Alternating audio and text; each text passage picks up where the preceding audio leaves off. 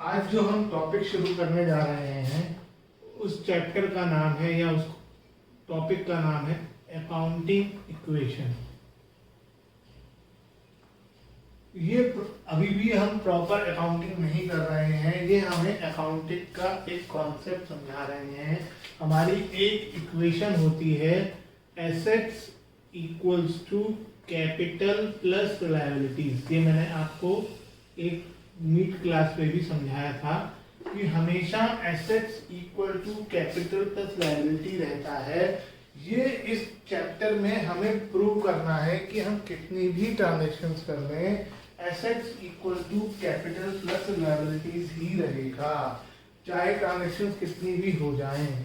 ये दोनों जो हैं, एक तरह से मान लें कि जो तराजू होता है तोलने वाला, उसके दो साइड हैं जो हमेशा इक्वल रहनी जरूरी है। अगर इधर कुछ चीज आप बढ़ाओगे तो आपको बराबर करने के लिए इधर भी बढ़ाना पड़ेगा, इधर कम करोगे तो इधर भी कम करना पड़ेगा। अगर इधर बढ़ाया है और इसे आप चेंज करना नहीं चाहते हो तो ये भी हो सकता है ये बढ़े और ये कम हो जाए, तो दोनों इक्वल रहेंगे। और कोई भी ट्रांजेक्शन होगी उसकी वजह से एसेट्स चेंज होंगे, कैपिटल चेंज होंगी, लायबिलिटी चेंज होंगी। इन तीनों में से दो चीजें चेंज हो सकती हैं, एक ही चीज चेंज हो सकती है और ऐसा भी हो सकता है एक भी चीज चेंज ना हो ट्रांजैक्शन की वजह से। लेकिन एंड रिजल्ट यही रहेगा कि asset equal to capital plus liabilities. इस बात को करने के लिए हम बुक का एससी शर्मा बुक का क्वेश्चन नंबर 1 करने जा रहे हैं।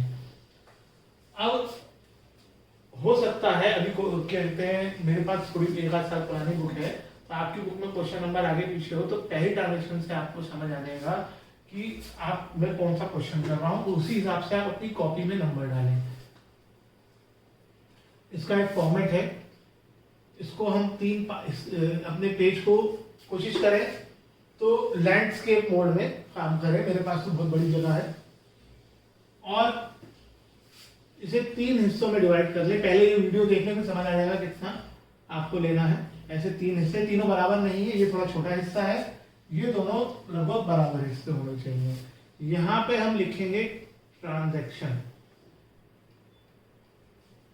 यहां पे एसेट्स और यहां पे लायबिलिटी, कैपिटल प्लस लायबिलिटीज। एक कॉलम नीचे और बना लें, ठीक है। अभी समझ आ जाएगा क्यों बनाना है। उसके बाद पहली ट्रांजैक्शन पढ़ें और वो ट्रांजैक्शन यहां लिखें। Ram commenced business with cash. Ram कौन हुआ? कमेंस का मतलब होता है शुरू करना, और राम हुआ जिसने बिजनेस शुरू किया है, तो नाम इधर जरूरी नहीं है। कमेंस्ड बिजनेस विद कैश या स्टार्टेड बिजनेस विद कैश, ठीक है। एक लाइन में सेंटेंस आ जाए तो अच्छी बात है, नहीं आए तो 2 लाइन में आए। जहां पे सेंटेंस खत्म हो उसके बाद आपको क्या देखना है, हर ट्रांजैक्शन का इफेक्ट एटलीस्ट 2 जगह पड़ेगा। वो दोनों में से एक, वो दोनों चीजें एसेट हो सकती हैं, एक एसेट एक लायबिलिटी हो सकती है, दोनों चीजें लायबिलिटी हो सकती हैं, एक एसेट एक कैपिटल हो सकता है, यानी कोई भी कॉम्बिनेशन हो सकता है। जब हम बिजनेस स्टार्ट करेंगे कैश के साथ तो आपको बिजनेस के पॉइंट ऑफ व्यू से सोचना है हमेशा अकाउंट में।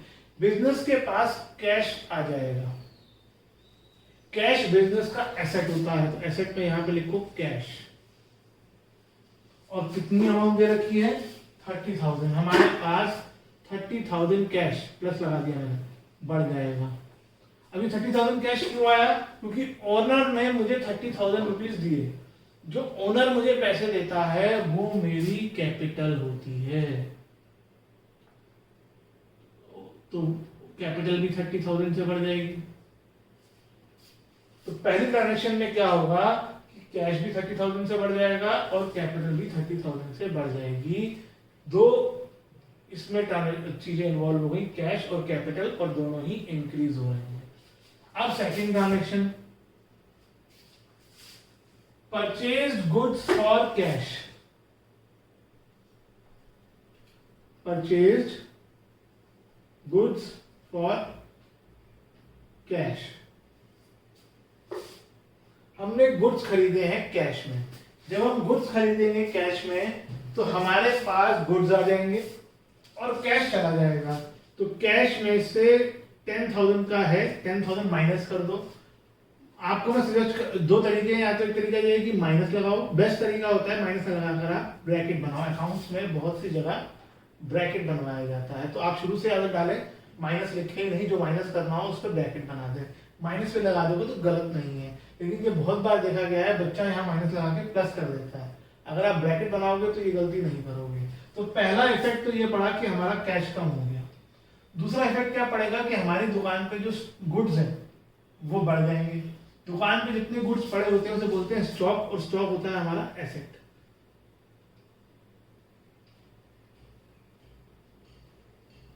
स्टॉक बढ़ जाएगा। ये बिल्कुल स्ट्रेट लाइन, ये हेडिंग है और हेडिंग के नीचे ये अमाउंट चल रही है, बिल्कुल स्ट्रेट लाइन में आना चाहिए।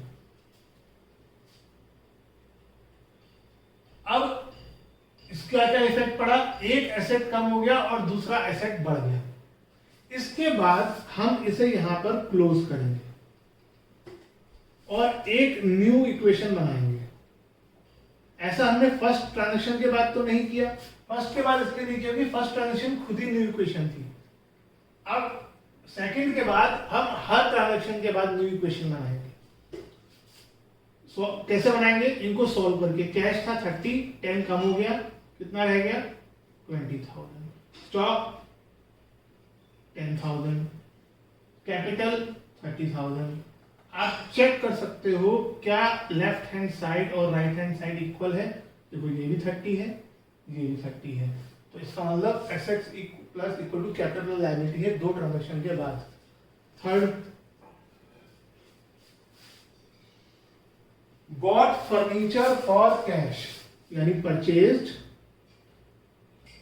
आप अपनी लैंग्वेज लिख सकते हो, फर्नीचर फॉर कैश। आपने फर्नीचर खरीदा कैश में, तो अगेन आपके पास से कैश कम हो जाएगा, इसलिए कैश में से माइनस। और क्या आपके पास गुड्स आए? नहीं, दुकान का सामान नहीं आया, फर्नीचर आया। तो फर्नीचर में क्या होता है बिजनेस के लिए? एसेट। पहले क्वेश्चन में आप सिर्फ कंसंट्रेट करो कि कैसे पढ़ाया जा रहा है। अभी ये मत समझो कि पहले क्वेश्चन से आपको समझ आना शुरू हो जाएगा, सेकंड क्वेश्चन से आना शुरू होगा। अब इसके बाद हर ट्रांजैक्शन के बाद न्यू इक्वेशन बनेगी। पहली बार न्यू इक्वेशन दो ट्रांजैक्शन के बाद बनती है, उसके बाद हर इक्वेशन के बाद चॉइस नहीं है आपके पास। 15,000 सॉल्व करके ये 10,000 ही रहेगा, ये 5,000 आ जाएगा और ये 30,000 आ जाएगा। फिर है बॉट गुड्स, यानी परचेज गुड्स ऑन क्रेडिट, यानी उधार। आपने गुड्स खरीदे लेकिन आपने कोई पेमेंट नहीं की।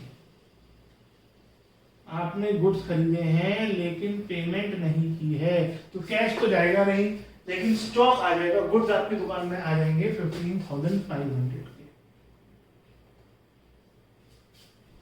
अब आपने अभी तो पैसे नहीं दिए, तो ये पैसे क्या, इसका क्या होगा? दूसरी जगह कहीं नहीं आएगा? बिल्कुल आएगा।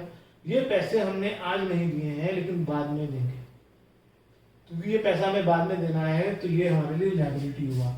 और इस लायबिलिटी का नाम क्या है? जिन लोगों को मैंने पैसे देने हो क्योंकि मैंने उनसे गुड्स खरीदे हैं, उन्हें बोलते हैं क्रेडिटर्स। कैपिटल के साथ लायबिलिटी ऐड होती है, इसलिए क्रेडिटर्स ऐड हो गए, और क्रेडिटर्स में ऐड हो जाएगी अमाउंट 15,500। न्यू इक्वेशन बनाओ 15,000, और कैलकुलेशन आप खुद करें, वीडियो से ना उतारें। जब कैलकुलेशन की बारी आई आप वीडियो को स्टॉप कर दें और कैलकुलेशन कर लें, और फिर कैलकुलेशन को वेरीफाई कर लें कि सर ने भी वही लिखा है या नहीं। कैलकुलेशन आप अपने आप करें। स्कूल में तो मैं अपने आप ही करवाता हूं, अब यहाँ पर अगर आप नहीं करोगे तो आपको नुकसान हो जाएगा, क्योंकि अकाउंट्स में बहुत सारी कैलकुलेशंस हैं। तो please do the calculations yourself. Next है पेड रेंट। हमने किराया दिया, रेंट पे करोगे, कैसे किराया दोगे? पैसे देके दोगे। जब रेंट पे करोगे तो आपके पास से कैश चला जाएगा। अब दूसरा इंपॉर्टेंट टर्म हो गया रेंट, हमने रेंट पे करा। अब रेंट की वजह से एसेट पे फर्क पड़ेगा, लायबिलिटी पे फर्क पड़ेगा या कैपिटल में फर्क पड़ेगा। जब हमने फर्नीचर खरीदा था तो हमारा एसेट बढ़ गया था, जब हमने गुड्स खरीदे थे तब एसेट बढ़ गया था। अब हमने रेंट पे किया तो क्या, रेंट बिजनेस के लिए एक्सपेंस होता है, और एक्सपेंस के लिए आपको मैंने वीडियो में भी बताया था कि एक्सपेंस से हमारी बिजनेस की कैपिटल, ओनर की कैपिटल कम हो जाती है, क्योंकि नुकसान हो गया, नुकसान तो उसकी जो उसका बिजनेस में शेयर है वो कम हो जाएगा, तो एक्सपेंसेस कैपिटल में से माइनस कर दिए जाएंगे। उसी तरीके से अगर कोई प्रॉफिट या इनकम होगी तो वो कैपिटल में ऐड कर दी जाएगी, तो ये कैपिटल में से माइनस हो जाएगा। क्यों माइनस हो जाएगा, क्योंकि ये हमारा एक्सपेंस है। तो देखो आप हर ट्रांजेक्शन दो जगह इफेक्ट डाल रही है। कितना आ गया, माइनस करो अपने आप, टाइम दे रहा हूं मैं। तो जैसे जैसे आप कैलकुलेशन करते जाएंगे ना, आपकी कैलकुलेशन फास्ट होती जाएगी। मेरी बहुत फास्ट है क्योंकि मैं करता हूं खुद, किसी पे निर्भर नहीं रहता कैलकुलेशन करने पर। मैं अपनी कैलकुलेशन खुद करता हूं, आप भी अपनी कैलकुलेशन खुद करें। और लास्ट ट्रांजेक्शन बची sold goods costing, sold goods लिख दो बस, पूरी कहानी लिखने की जरूरत नहीं, लिखना चाहूं तो लिख दो। सोल्ड गुड्स, हमने गुड्स बेचे। अब गुड्स के साथ एक इंपॉर्टेंट चीज होती है कि गुड्स कभी भी उतने में नहीं बेचे जाते जितने में वो खरीदे गए हों, नहीं तो बिजनेस करने का क्या फायदा। मैं हमेशा गुड्स को उसकी एक्चुअल प्राइस से, कॉस्ट से ज्यादा में बेचूंगा। तो यही बात लिखी है क्वेश्चन में, कॉस्टिंग 8000, यानी जो मैंने 8000 में खरीदे थे फॉर 11000, उसे मैंने 11000 में बेच दिया। तो मेरे पास से, मेरे 11000 में बेचने की वजह से 11000 कैश आ जाएगा, तो कैश में 11000 प्लस हो जाएगा। मेरे पास से 8000 रुपीज, सॉरी 8000 रुपीज का के गुड्स दुकान से चले जाएंगे, तो 8000 मेरे पास से स्टॉक कम हो जाएगा, दुकान में से स्टॉक कम हो गया। अब समझिए ध्यान से, ये बहुत इंपॉर्टेंट चीज है। 8000 के गुड्स 11000 में बेच दिए मैंने, इसका मतलब 3000 का प्रॉफिट हो गया, और प्रॉफिट ओनर की कैपिटल बढ़ा देगा। अभी मैंने आपको पिछले वाले में भी बताया कि ओनर की कैपिटल बढ़ जाएगी। ये पहली ट्रांजेक्शन आई जिसका इफेक्ट 3 जगह पड़ा। अब न्यू इक्वेशन बनाओ,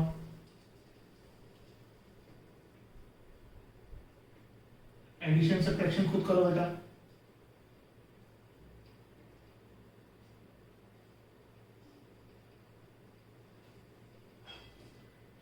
ये आएगा 24500, ये आएगा 17500, ये आएगा 31500। बाकी चीजें जैसी की वैसी लिखनी होती, चॉइस नहीं है।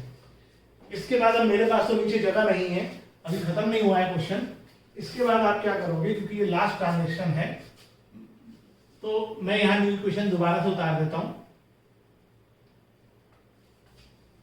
क्या न्यू इक्वेशन आई थी हमारी, 24500 प्लस 17500 प्लस 5000, और इस साइड क्या आया था, 31500 प्लस 15500। इसे, क्योंकि ये फाइनल इक्वेशन है तो इसे यू क्लोज कर दो। आप लास्ट के आगे यहाँ पे फाइनल इक्वेशन भी लिख सकते हो, यानी सारी ट्रांजेक्शन खत्म। लेकिन अभी बात खत्म नहीं हुई, हमें तो ये चेक करना है कि assets equal to capital plus liability है कि नहीं है। तो एसेट्स का टोटल लगाओ, 0 0 0 प्लस 5 प्लस 5 10, 6 7 13 4 17, 2 प्लस 2 4। एसेट्स का टोटल तो इतना आ रहा है। लायबिलिटी का 5 प्लस 5 10, 2 प्लस 5 7, इसका भी इतना आ रहा है। Therefore, ये लिखना है जो मैं बोल रहा हूँ, therefore assets is equal to capital plus liabilities।